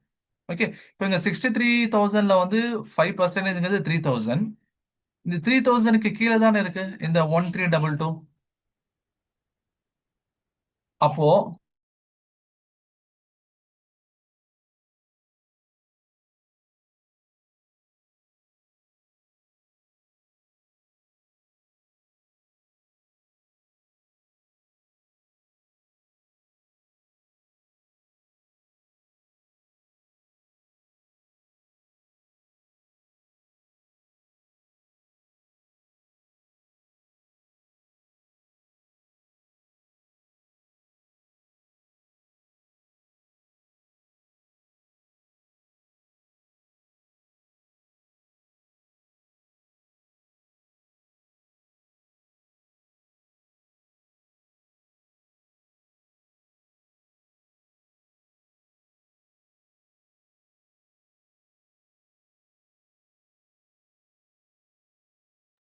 இல்ல இல்ல, நான் வந்து மியூட்ல போட்டு போயிருந்தேன். அப்ப இவங்களுடைய அதர் இன்கம் என்ன இருக்கு? அவங்களுடைய டோட்டல் ரெவென்யூல இருந்து 5%க்கு கீழே இருக்கு. ஓகேங்களா? 5%ங்கிறது அவங்க 63,121 5%, இது 3,000 பிளஸ் அது கீழே தான் இருக்கு. அப்போ மூணு கண்டிஷன் இங்க பாஸ் ஆயிருச்சா? நம்ம என்ன பண்ணலாம்? தாராளமா இந்த கம்பெனில முதலீடு செய்யலாம். சரி, ஒரு கிராஸ் வெரிஃபிகேஷன் பண்ணுவோமா? கிராஸ் வெரிஃபிகேஷன் எப்படி நம்ம பண்றது? அதே தான், அந்த இஸ்லாமிக் ஆப்ல நான் போறேன். அங்க போயிட்டு HUL டைப் பண்றேன். இப்ப டைப் பண்ணதுக்கு அப்புறம் என்ன பண்ணுது? அதுல வந்து ஒரு ரிப்ளை வருது.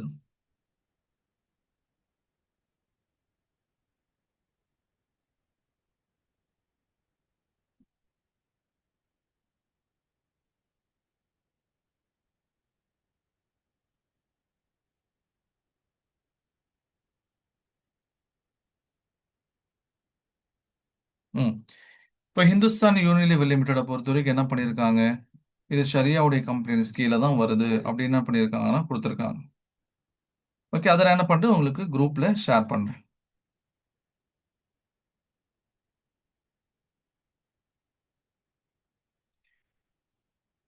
நான் குரூப்ல ஷேர் பண்ணியிருக்கேன் பாருங்க.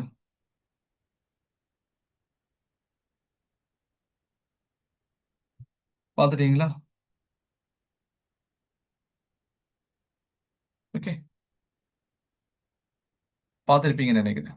சரி, கடைசியா இன்னொரு கம்பெனி. இப்போ எல்ஐசின்னு ஒருத்தர் கேட்டிருக்காங்க. எல்ஐசி பாருங்க, எல்ஐசிங்கிறது life insurance company. Okay, insurance கம்பெனிங்கிறது கூடாது தானே? நம்ம ஆரம்பத்துல அதான சொன்னோம். ஹவ் அபவுட் எல்ஐசின்னு கேட்டிருக்கீங்க. இன்சூரன்ஸ் கம்பெனில முதலீடு செய்யக்கூடாதுங்கிறது அந்த மூணு டிஃப்ரெண்ட் போர்ட்ஸ் வந்து கொடுக்கக்கூடிய அந்த ரிப்போர்ட்லயே நம்ம பார்த்துட்டோம். அப்ப எல்ஐசிங்கிறத நீங்க ஆரம்பத்துல விட்டுறலாம். நான் சரியால வந்துடும் உள்ள போயிட்டு ரிசர்ச் பண்ணுங்கிற அவசியம்லாம் கிடையாது.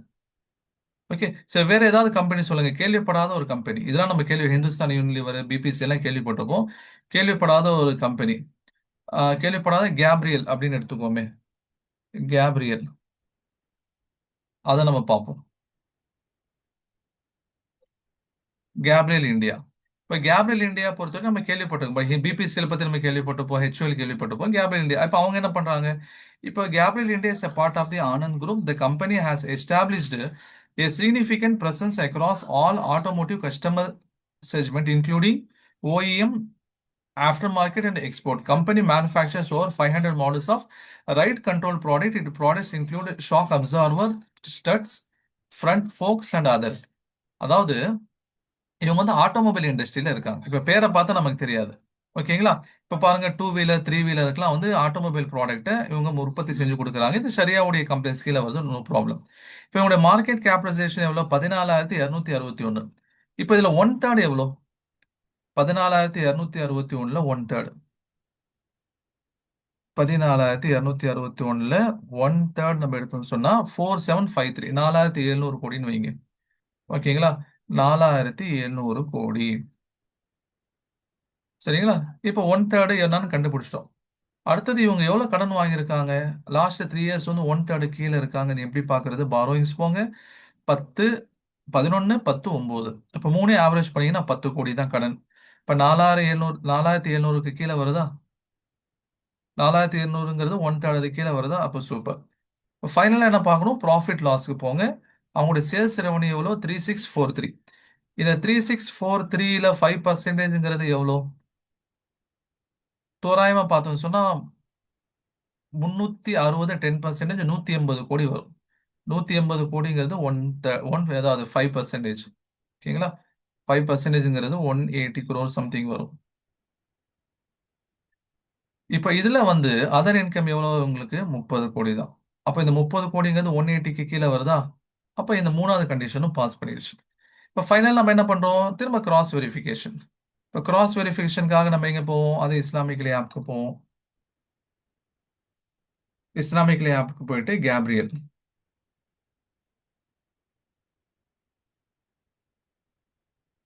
கேப்ரியல் இந்தியா அவங்க என்ன சொல்றாங்க? பர்மிசபிள் லிமிட் தான் வருது, பர்மிசபிள் கம்பெனி தான், அதில் நீங்கள் முதலீடு செய்யலாம் அப்படின்னு சொல்லி சொல்றாங்க. அதெல்லாம் என்ன பண்றேன்? இப்போ ஸ்கிரீன்ஷாட் எடுத்து உங்களுக்கு ஷேர் பண்றேன்.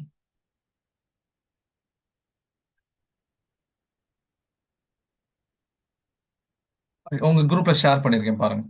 ம். சென்ட் ஆயிருச்சு.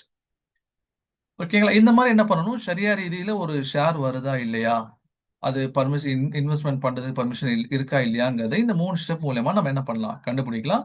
அதுக்கு மேஜரா நமக்கு தேவையான ஆப் வந்து இந்த ஸ்கிரீனர் ஆப். ஓகேங்களா? சரி, ஓகே. இன்னைக்கான கிளாஸ் அஃபிஷியலி ஓவர். இதோட நம்முடைய தியரி பார்ட் முடியுது. நாளைக்கு ஒரு நாள் கேப் எடுத்துக்கோங்க. புதன்கிழமையில இருந்து என்ன ஆகும்? நம்முடைய பிராக்டிக்கல் செஷன்ஸ் ஆரம்பிக்கும். நீங்க ஏதாவது பாக்கி இருக்கு, இல்ல ஃபர்ஸ்ட் பார்ட் நான் வந்து சரியாவது பார்க்கல சார் அப்படின்னா, இந்த ஒரு நாள் கேப் உங்களுக்கு நான் கொடுக்குறேன். இதுல தியரி எல்லாத்தையும் கம்ப்ளீட் பண்ணிருங்க. புதன்கிழமையில இருந்து நம்ம இன்ஷா அல்லாஹ் நம்முடைய மேஜர் நம்முடைய மேஜரான என்ன பண்ணுவோம்? நம்முடைய பிராக்டிக்கல் செஷன்ஸ் ஆரம்பிக்கும். சரிங்களா? டவுட் இருக்கா? கேளுங்க.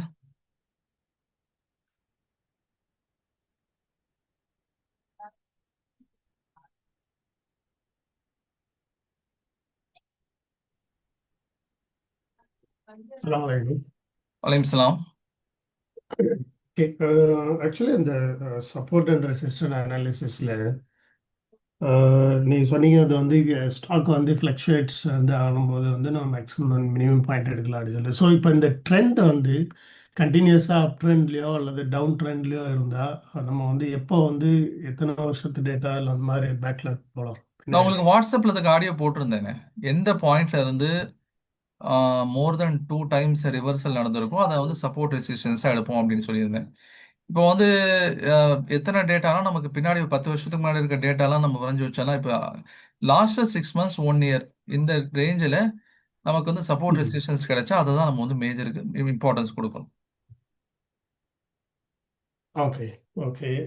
நெக்ஸ்ட் கொஸ்டின் என்ன அப்படின்னா வந்து இப்போ இந்த insurance company investment point of வியூவில் வந்து நம்ம எலிமினேட் பண்ணியாச்சு. பட் இன்சூரன்ஸ் வந்து நம்ம வந்து பர்சனல் இன்சூரன்ஸோ இல்லை டேர்ம் இன்சூரன்ஸோ கிரிட்டிக்கல் இன்சூரன்ஸோ இந்த மாதிரியான இன்சூரன்ஸை பற்றி என்ன பத்துவா இருக்குது? அதாவது இன்னைக்கு வந்து வெஹிக்கல் இன்சூரன்ஸ் எடுத்துதான் ஆகணும். ஓகேங்களா? இல்லைன்னா பெனால்ட்டி போட்டுருவாங்க. இப்போ வெஹிக்கல் இன்சூரன்ஸ் எடுக்கிறோம் அப்படின்னு சொன்னா அந்த வெஹிக்கல் இன்சூரன்ஸ் வந்து இன்னைக்கு வந்து பர்மிசபிள் லிமிட்ல தான் வருது. ஏன்னா எடுத்து தான் ஆகணும், இல்லை சட்ட ரீதியா அது வந்து நமக்கு கம்பல்ஷன். இப்போ இந்த லைஃப் இன்சூரன்ஸ் இது வந்து ஷரியாவுடைய பார்வைக்கு அனுமதிக்கு அப்பாற்பட்டு வருது. லைஃப் இன்சூரன்ஸ் எடுக்கிறது கூடாது. ஓகேங்களா? அதே மாதிரி வந்து என்ன சொன்னா ஹெல்த் இன்சூரன்ஸ்க்கு அது எடுக்கலாங்கிற மாதிரியான அனுமதி இருக்குன்னு சொல்லி சொல்றாங்க. வெஹிக்கல் இன்சூரன்ஸ் கம்பல்ஷன் எடுத்து தான் ஆகணும், வேற ஆப்ஷனே இல்லை. அதுல இருந்து எடுக்கலாமா கூடாமாங்கிற பேச்சே கிடையாது. ஓகே. ரெண்டாவது பாத்தீங்கன்னு சொன்னா லைஃப் இன்சூரன்ஸ் கண்டிப்பா எடுக்கக்கூடாது. ஏன்னா அது ஷரியாவுடைய சட்டத்திட்டங்களுக்கு கீழே வராது. ஹெல்த் இன்சூரன்ஸ் இனி எடுக்கிறதுக்கு பர்மிஷன் இருக்குங்கிற மாதிரி அனுமதி கிடைச்சிருக்கு. இந்த 3 தான் மேஜரா இருக்கும். இந்த 3க்கும் என்ன பண்ணணுங்கிறத நான் உங்களுக்கு இப்ப சொல்லிட்டேன். ஓகே. ஓகே ஜாக்லஸ்.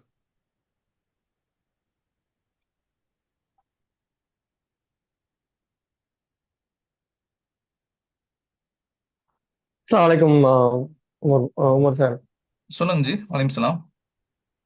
இப்போ இந்த ஷரியா கம்ப்ளைண்ட்ஸ் வந்து நாம எல்லா ட்ரேடுக்குமே ஸ்விங் ட்ரேடு, இன்வெஸ்ட்மெண்ட், எந்த ஒரு ட்ரேடாக இருந்தாலும் இது பார்த்ததுக்கு அப்புறம் தான் நம்ம அந்த ட்ரேட்லயே உள்ள நுழைவோமா? ஆமா. அஹ், என்ன? அதாவது நம்ம வந்து ஓகே. பிராக்டிகல் செஷன்ஸ் நான் சொல்லுவோம். நம்ம வந்து 3 விஷயங்கள் பார்ப்போம் ஸ்விங் ட்ரேடிங்க்கு. ஃபர்ஸ்ட் ஒன் வந்து டெக்னிக்கல்ஸ் எப்படி இருக்குன்னு பார்ப்போம். ரெண்டாவது அதோடைய ஃபண்டமெண்டல்ஸ் எப்படி இருக்குன்னு பார்ப்போம். மூணாவது ஷரியா கம்ப்ளைண்ட்ஸ். இந்த மூணையும் பார்த்து இந்த மூணுலயும் ஓகே டிக் வந்ததுக்கு அப்புறம் தான் நம்ம உள்ளே வரும். ஓகே. அப்போ இந்த இது பிடிஎஸ்டி எல்லாம் வந்துட்டு ரொம்ப ஷார்ட் டேர்மா இருக்கும் இல்லைங்களா?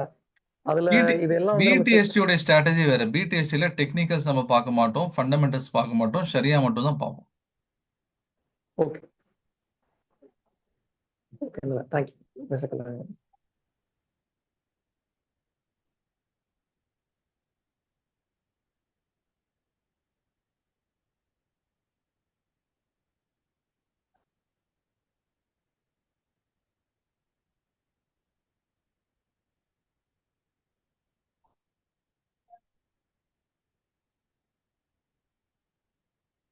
சரி, ஓகே. வேற யாருக்கும் டவுட் இல்லைன்னு சொல்லி நினைக்கிறேன். நீங்க டவுட் இருந்தால் என்ன பண்ணுங்க, தாராளமா வாட்ஸ்அப் பண்ணுங்க. இன்கேஸ் நீங்க வாட்ஸ்அப்ல போட்டு நான் ஏதாவது கிளாரிஃபை பண்ணலன்னா நான் ஏதாவது வேலையா இருந்திருப்பேன். திரும்ப நீங்க இன்னொரு தடவை அதை ரிமைண்ட் பண்ணி எனக்கு என்ன பண்ணுங்க, அனுப்புங்க. நான் இன்ஷால்லா நான் உங்களுக்கு அதை எக்ஸ்பிளைன் பண்றேன். ஓகே. நம்ம தியரி எல்லாம் கம்ப்ளீட் பண்ணிருங்க. வெட்னஸ்டே நம்முடைய ப்ராக்டிக்கல் கிளாஸஸ் நம்ம சந்திப்போம். அஸ்ஸலாமு அலைக்கும். தேங்க்யூ.